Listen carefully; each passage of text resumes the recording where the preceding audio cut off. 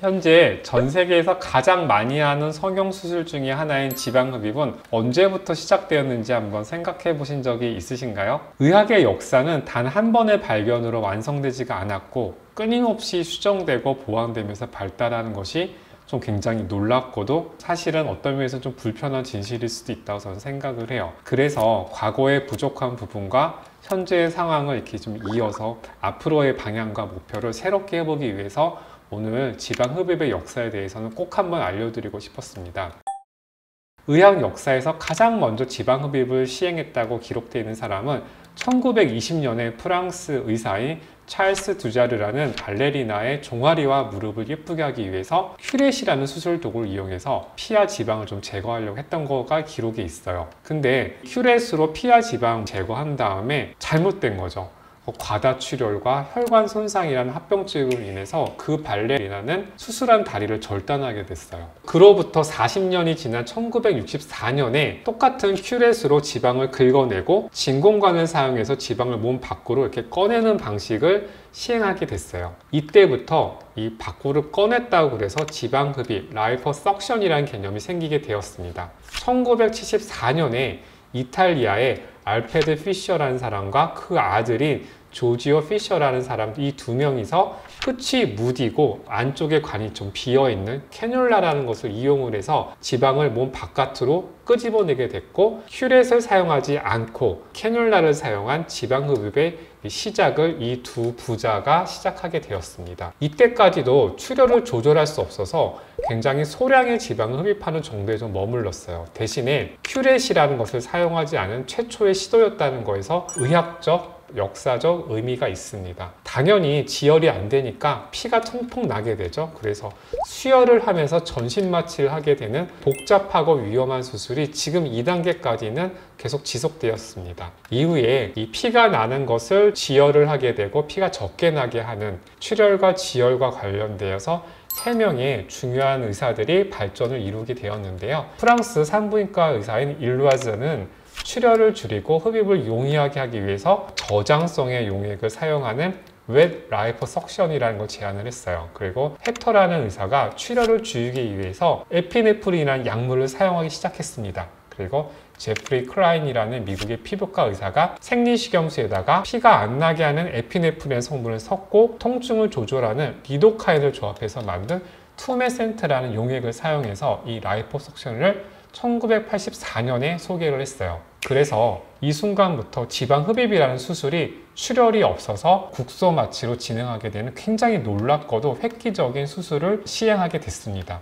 이후에 1989년에 미국 피부과 학회에서 지방흡입 수술에 대한 가이드라인을 급하게 발표하면서 전 세계적으로 지방흡입이 세상에 갑자기 확 널리 퍼지게 됐어요. 다시 한번 여기서 정리하게 되면 지방흡입의 시작은 유럽에서 시작됐고 1980년도에 미국에서 완성이 되었고, 그 발전 과정에서 좀 피가 적게 나게 하는 출혈을 막아주고 끄집어내는 캐뉼라를 사용하면서 절개 흉터를 최소화하는 방향으로 발전되었다는 것을 다시 한번 확인해 드리고 싶습니다.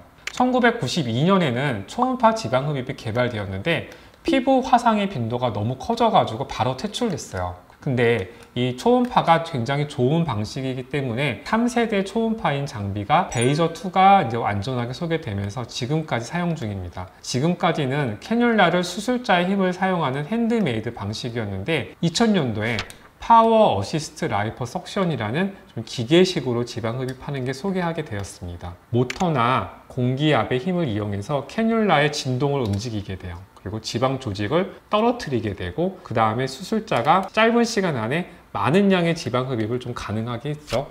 이후에 레이저 지방 흡입도 개발되었지만 아직까지 레이저 지방 흡입이 효과적인가에 대한 논란은 계속 이어지고 있습니다. 핸드메이드에서 좀 기계식으로의 발전으로 보다 보편화되었다는 점도 굉장히 의미가 있을 것 같아요. 왜냐하면 지금 핸드메이드 방식이 좀 더 안전하다, 진보된 방식이다 설명을 하는데, 의학 역사에서는 이 핸드메이드가 한계가 있기 때문에 기계식이 또 발전하게 된 거죠. 어느 하나를 고집하기보다는 각각의 장단점을 좀 사용했으면 좋겠습니다. 이 부분이 지방흡입에서 가장 많이 질문하시는 부분이기도 해서 오늘 좀 소개를 해드렸고요. 이후에 여러 기계 회사들이 수술의 용이성을 위해서 기계를 좀 더 가볍게 편리하게 발전시키는 마이너 업데이트 정도로 20년째 지금까지 이어지고 있습니다. 그럼 지금은 발전이 하나도 없네? 라고 물으신다면은 아니죠.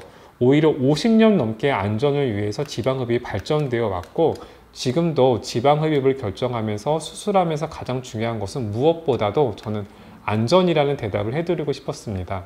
많이 뽑는 대용량, 뼈복지, 뻐팔이라는 이런 자극적인 용어는 지방흡입 역사에서 보게 되면은 최초에 실패가 많았고 사고가 많았던 시절에 자극적인 수술을 하기 위해서 만들었던 말 같아요. 그 당시에 출혈을 조절하지 못하고 결과를 책임지지 않았던 것은 50년 전에 지방흡입을 오히려 끌어와서 지금 광고를 하고 선택하게 되는 거라고 말씀을 드리고 싶고요. 제가 지방흡입을 시작한 지가 한 13년 됐는데 수술 시작한 순간부터 지금까지 굉장히 많은 것에 좀 관심을 기울이면서 적어도 제가 하는 수술의 보조적인 부분까지 좀 발전을 해왔는데, 기립성 저혈압의 예방을 위해서 수액 보충과 헤모글로빈의 보존과 복구를 위해서 우선적으로 생각을 하고 그거에 대한 좀 대비책을 진료를 하고 있습니다. 이것이 제 진료의 원칙이고, 제가 지방흡입을 함에 있어서 다른 사람, 다른 의사들, 다른 병원과의 가장 자신 있는 부분이에요. 앞으로의 지방흡입의 부작용이나 수술로 발생했던 처진 같은 이런 나이 드는 에이징을 극복하는 방향으로 지방흡입은 좀 더 발전할 거라고 저는 기대하고 있고 또한 노력 중입니다.